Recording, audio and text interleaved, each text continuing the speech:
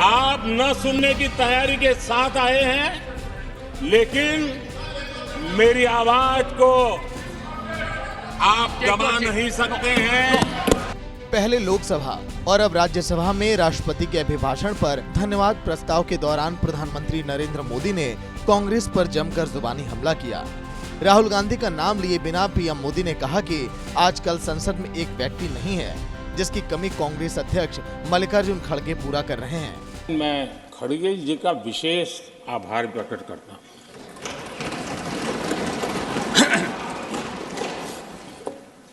बहुत ध्यान से सुन रहा था खड़गे जी उस दिन में, और ऐसा आनंद आया, ऐसा बहुत कम मिलता है। लोकसभा में तो कभी कभी मिल जाता है, लेकिन आजकल वो दूसरी ड्यूटी पर है, तो मनोरंजन कम मिलता है। लेकिन लोकसभा में मनोरंजन जो कमी हमें खल रही है, उस दिन आपने पूरी कर दी। प्रधानमंत्री नरेंद्र मोदी पूरी तैयारी के साथ राज्यसभा पहुंचे थे।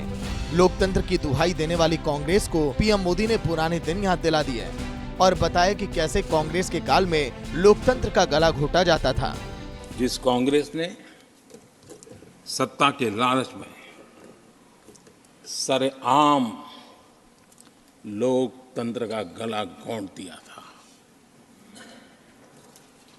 जिस कांग्रेस ने दर्जनों बार लोकतांत्रिक तरीके से चुन करके आई सरकारों को रातों रात भंग कर दी थी, बर्खास्त कर दिया, जिस कांग्रेस ने देश की संविधान लोकतंत्र की मर्यादा को जेल के सलाखों के पीछे बंद कर दिया। राज्यसभा में पीएम मोदी ने कांग्रेस के खिलाफ जमकर बैटिंग की। उन्होंने कहा कि जिस कांग्रेस के नेता और नीति की गारंटी नहीं है, वो मोदी की गारंटी पर सवाल उठा रहे हैं। जिस कांग्रेस के अपने नेता की कोई गारंटी नहीं है, अपनी नीति की कोई गारंटी नहीं है, वो मोदी की गारंटी पर सवाल उठा रहे हैं। खुद के कर्मों के फल और अब तो सामने रहते हैं, वो कोई दूसरे जन्म में नहीं होते हैं, इसी जन्म में है। पीएम मोदी ने आज पहली बार कांग्रेस के उस आरोप का भी करारा जवाब दिया जिसमें बीजेपी पर सरकारी कंपनियों को बर्बाद करने के आरोप लगाए जाते हैं। पीएम मोदी ने आंकड़ों के साथ देश को बताया कि कैसे सभी कंपनियां रिकॉर्ड स्तर पर काम कर रही हैं। कांग्रेस ने कहा कि हमने पीएसयू बेच दिए, पीएसयू डुबो दिए, बाती की बातें यहाँ सुन, और वरिष्ठ लोगों के मुंह से सुन रहा था। याद कीजिए, बीएसएनएल, एमटीएनएल को बर्बाद करने वाले कौन थे? वो कौन सा कालखंड था जब बीएसएनएल, एमटीएनएल बर्बाद हो चुके? आज रिकॉर्ड मैन्युफैक्चरिंग एचएएल देख रहा है,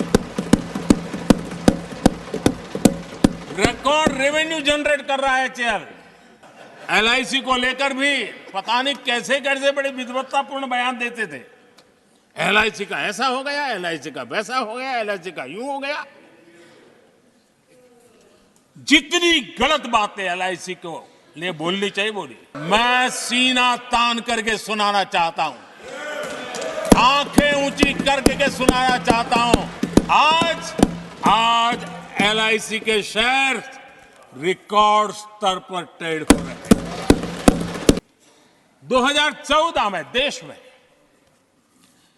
234 पीएसयू थे, 234 2000 उनके यूपीए के 10 साल के कालखंड में।